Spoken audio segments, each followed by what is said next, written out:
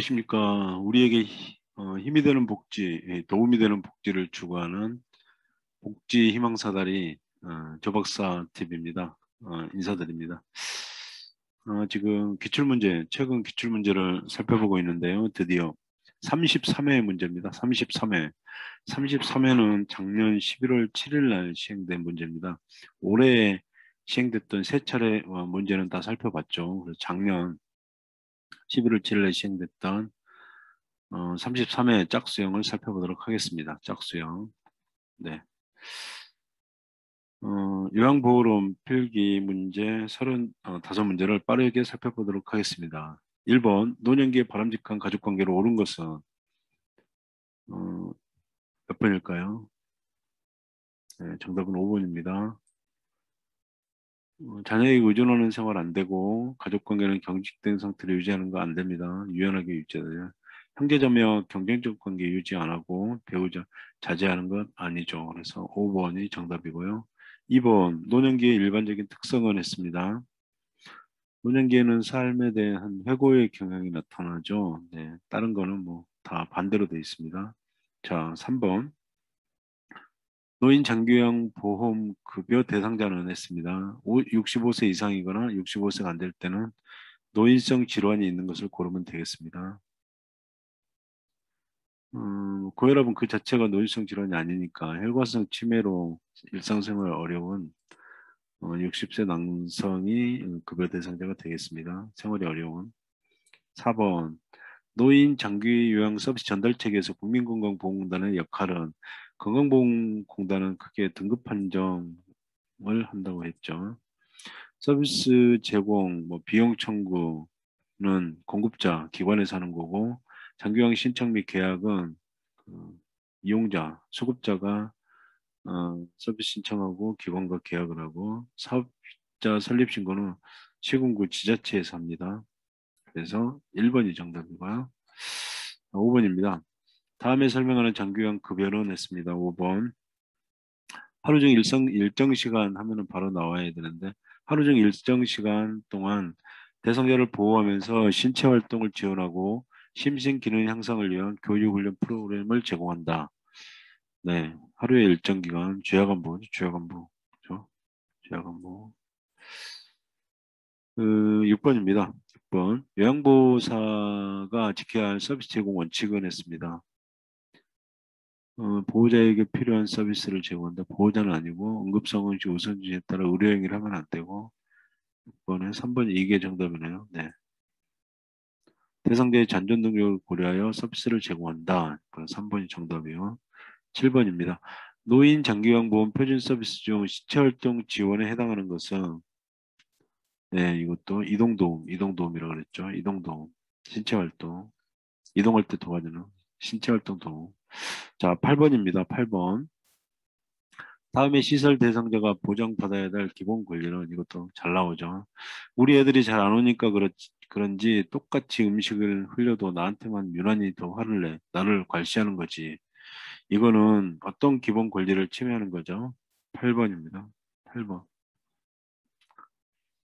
차별 및 학대를 받지 않을 권리를 위배한 거고요. 8번은 자 9번입니다. 다음 사례에 해당하는 학대 유형은 이것도 잘 기억을 하고 있어야 됩니다. 9번. 학대 유형 대상자의 아들이 대상자가 받고 있는 국민기초생활보장급여를 몰래 인출해 가는 것을 요양보호사가 목격했다. 경제적 학대 아닌가요? 네, 맞아요. 경제적 학대. 10번. 다음 중 시각적 성희롱에 해당하는 것. 시각적. 네. 고의적으로 노출하는 거죠. 10번. 10번에 4번입니다. 특정 신체 부위를 고의적으로 노출한다. 11번입니다. 장기요양 지원센터의 역할로 옳은 것은 이것도 기출문제 여러 번 나왔죠. 장기요양 지원센터의 역할. 장기요양 요원의 권리 침해를 상담합니다. 장기요양 요원은 장기요양 제도에 종사하는 전문 인력을 장기요양 요원이라고 하는데 요양보호사, 뭐 간호사, 물리치료사, 사회복지사 등을 장기 요양 요원이라고 합니다. 그래서 권리침해에 대한 상담을 하고요. 12번입니다. 요양보호사가 자신을 법적으로 보호하면서 서비스를 제공하는 방법은 했습니다. 12번. 그는 뭐 표준 서비스 제공 지침에 따라서 제공할 때는 정해진 원칙과 절차에 따라서 제공을 하면은 본인도 지키고 서비스 질도 향상되는 거죠. 그래서 항상 정해진 원칙과 절차에 따라서 해야 된다. 12번. 13번입니다. 방문 요양 서비스를 받고 있는 대상자가 가족 나들이 이후로 서비스 시간을 변경을 요청할 때 대처 방법을 했습니다. 변경 요청. 이럴 때는 관리 책임자에게 보고하고 시간을 조정하시면 되겠죠. 14번입니다. 기저귀 사용량이 많다면 줄여달라고 요청하는 보호자에 대한 대처 방법은 기저귀 사용량이 많다 줄여달라. 네. 기저귀를 자주 갈지 않으면 대상자에게 해롭다고 설명을 하면 되겠죠. 15번. 요양보호사가 지켜야 할 직업윤리 원칙으로 옳은 것은 했습니다.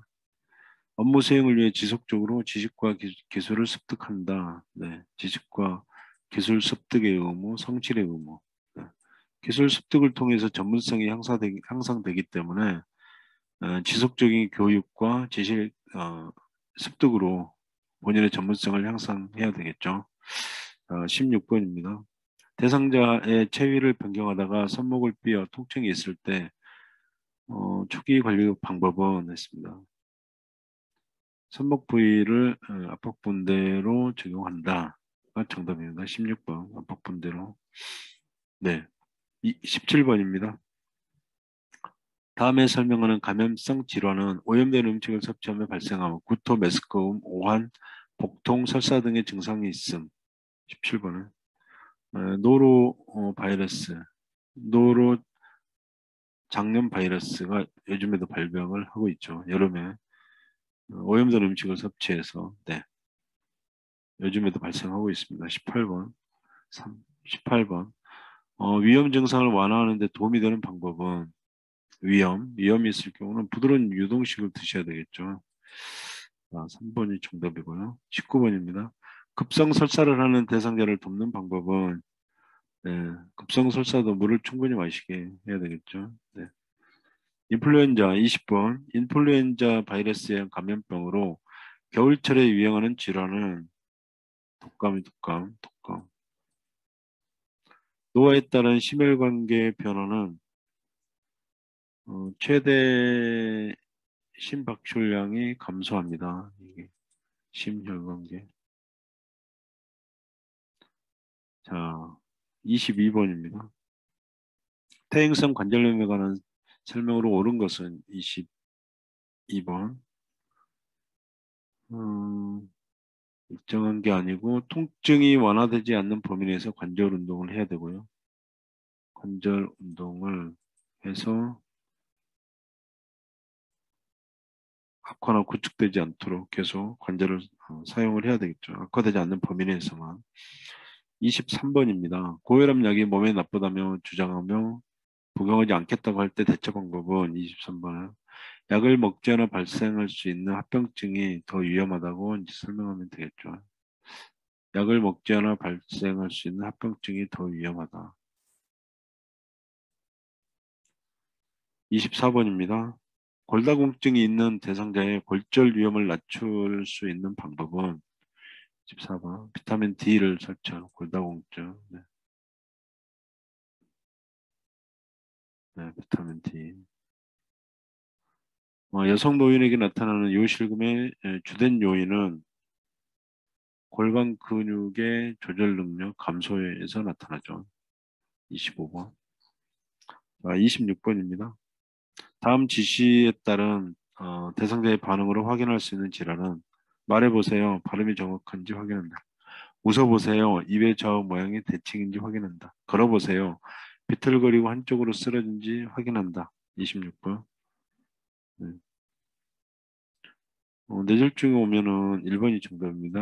발음의 어눌하고 이게 그 한쪽 편마비가 올 수 있고 균형 감각을 상실할 수 있으니까 이런 테스트를 통해서 확인할 수 있겠죠. 당뇨병이 있을 때 흔히 나타나는 증상은 있습니다. 상처가 한번 났을 때 바로바로 안 낫고 좀 지연이 되죠. 당뇨병. 그래서 발 관리라든지 그 망막, 시신경이 손상될 수 있으니까 관리를 잘해야 됩니다. 28번입니다. 노화에 따른 미각의 변화는 28번. 구강 점막 재생의 능력이 감소하죠. 증가는 아니고 건조 증가도 증가죠. 감소가 아니고. 자, 29번입니다. 우울증이 있는 대상자를 돕는 방법은 29번. 햇볕을 받으면 규칙적으로 운동하면은 증상이 좀 나아지죠. 그래서 5번이고요. 29번은 30번입니다. 대상자의 건강 증진을 위한 운동 방법은 30번은 개인의 신체 능력에 맞는 운동을 하는 게 중요하고요. 개인의 신체 능력에 맞게 운동을 해야 되고. 자, 31번입니다. 노인 대상자의 약물 복용 방법으로 옳은 것은 31번. 복용량이 있는 경우 건강기능식품 섭취는 의사와 상의를 해야 되겠죠. 또 상호 어, 나쁜 영향을 끼칠 수가 있으니까 약물에 대한 뭐 부작용이라든지 그래서 꼭 의사 선생님과 상의를 한다. 32번입니다. 요양보호사가 기록하는 기록지의 종류와 기록 내용이 바르게 연결된 거. 장기간 급여 제공 기록지가 제일 중요하고 서비스 제공 시간과 내용을 기록을 하고요. 네, 33번입니다. 방문 요양 서비스 기록 내용으로 올바른 것은 오후 3시부터 20분 동안 낮잠을 구체적으로 이렇게 기록을 해야 되고요. 뭐 많이 마셨다. 많이가 또 얼마만큼인지 모르니까 구체적으로 수치로 이렇게 해서 34번입니다. 사전 연명 의향서에 관한 설명으로 옳은 것은 34번에 작성한 의향서를 등록기관에 등록을 해야 효력이 발생을 하죠. 네.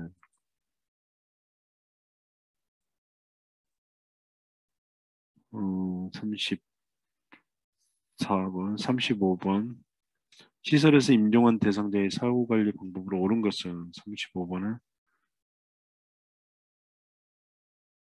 시설에서 임종한 사후관리 방법으로 옳은 것은 가족들이 대상자를 만날 수 있게 시간을 줘야 되겠죠. 가족들이. 자, 이상으로 35번 그 필기 필기 시험 문제를 살펴봤고요. 그 다음 시간에는 이제 실기 문제를 또 살펴보도록 하겠습니다. 요양보호론 필기 문제 35문제 어때요? 좀 쉬웠죠?